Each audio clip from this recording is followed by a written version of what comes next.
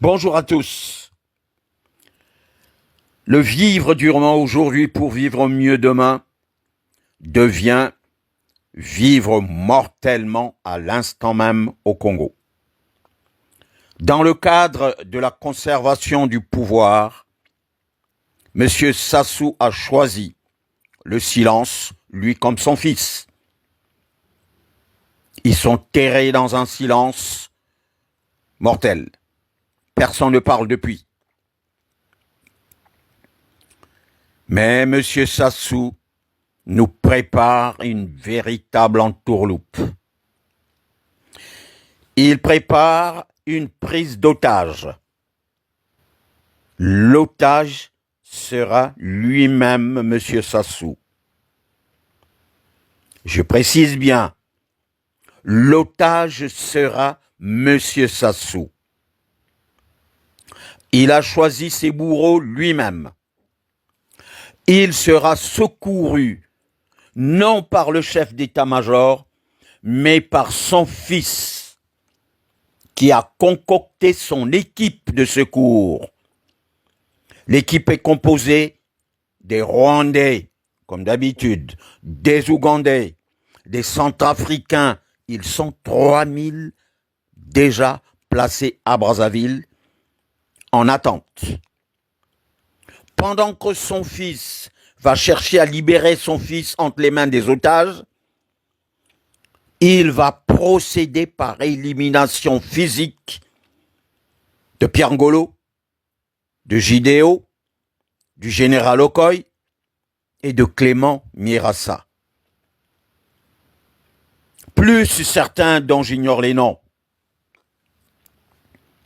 Tout ça pour cacher la situation financière et économique désastreuse. Sassou veut déstabiliser le Congo par une guerre interne, tribale d'abord, et nationale ensuite. Il élimine d'abord les gens de chez lui pour laisser le pouvoir à son fils, et puis le fils va procéder par l'élimination physique, je dis bien. C'est-à-dire tuer les têtes d'affiche, les cadres de chaque région. Tous ceux qui émergent dans chaque région, il les tue tous. Le fils, après l'otage de son père, il sera le maître absolu du Congo. Mais le problème, c'est que ceux qu'ils ont contactés, ils ont rassemblé les preneurs d'otages. Ils les ont choisis eux-mêmes. Sassou ne veut pas de témoins gênants. Les preneurs d'otages vont être fusillés tous. Alors, si certains ont accepté de jouer à ce jeu, que les gens prennent la fuite, qu'ils ne restent plus au Congo, qu'ils arrêtent, qu'ils n'acceptent plus de jouer à ce film à la con.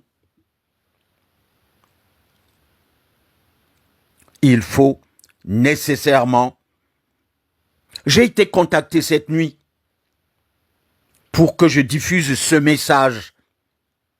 Moi, ça me fait pas plaisir de sortir des informations comme ça qui font peur au pays. Mais ce que Sassou est en train de préparer, ça peut être pire que 1997.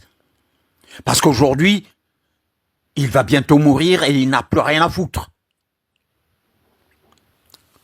Sassou veut garder le pouvoir à vie. Il n'a même pas envie de mourir. S'il avait la possibilité de s'adresser à Dieu, il lui demanderait que Dieu lui rajoute encore au moins 50 ans. Il ne veut pas voir le Congo entre les mains de quelqu'un d'autre. Peut-être même pas de son fils. Il veut laisser son fils parce que la circonstance l'oblige. Il est obligé par cette situation actuelle de laisser son fils pour le protéger parce qu'il sait que si quelqu'un d'autre prend le pouvoir, Sassou sera très, très, très malmené.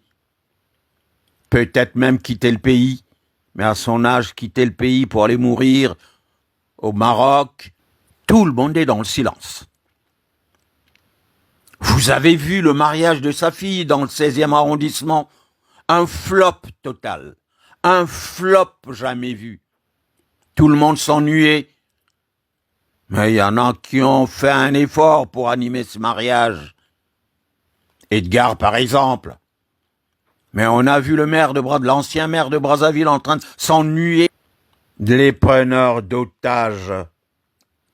Vous qui allez jouer ce film, attention, vous serez tous éliminés. Et ce qui s'est passé lors du dernier Conseil des ministres, Sassou leur a demandé de faire un effort, de mettre la main à la poche. Tous les ministres se sont regardés, comme pour dire, mais comment ça mettre la main à la poche, alors que tous ceux qui ont volé l'argent du pays, c'est ta famille, c'est tes enfants, tes neveux, tes cousins. Demande-leur de rapatrier l'argent du pays. Mais le problème, c'est que Sassou leur a déjà demandé de ramener un peu d'argent. Personne ne veut ramener un centime au Congo. Personne. Ni Bouya, ni Kiki, ni Ondongo, ni Ominga. Personne n'accepte tout ce qui est Sassou. Personne n'accepte de ramener un centime au Congo. Mais c'est idiot. C'est idiot, c'est pas une insulte. Cet acte de ne pas vouloir ramener l'argent au Congo est idiot parce que le jour où vous ne serez plus au pouvoir, cet argent ne vous appartiendra plus. On a vu Mobutu qui avait une fortune 3 fois supérieure à la dette extérieure du pays. Ses enfants sont devenus pauvres. L'argent caché dans les paradis fiscaux. Vous essayez d'imaginer les 14 000 milliards injectés dans l'économie de la Chine. Et il faut réfléchir un peu. 14 000 milliards injectés dans une économie d'un pays. Les retirer brutalement, posez la question aux financiers, ils vous donneront la réponse. Ça ne se retire pas comme ça, l'argent qu'on cache dans les paradis fiscaux. Ils vous diront merde, c'est devenu notre argent. Ils n'auront rien, ils seront tous pauvres comme nous. Malheureusement, Sassou est en train de monter, mais un film digne d'Hollywood. Un long métrage que nous n'avons jamais vu au cinéma ABC à mon époque. Il faudra qu'on arrête ça rapidement. Je suis obligé de vous donner cette information, je ne peux pas la garder pour moi. Parce que les choses sont graves, Sassou est en train de faire n'importe quoi. Sassou va faire des bêtises. Il faudra qu'on arrête. Mais je demande au peuple, nous demandons au peuple de sauver le pays. Le Congo vous appartient. Le pouvoir vous appartient à vous, le peuple congolais, les populations congolaises. Sauvez ce pays. Sauvez ce pays. On parle même plus de salaire. Sassou n'a pas d'argent pour vous verser. On parle maintenant de sauver le Congo.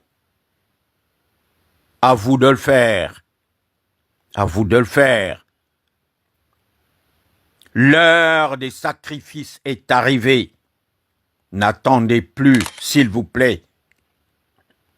C'est tout ce que je peux vous dire aujourd'hui. Charles Alexandre Tsanga. Merci.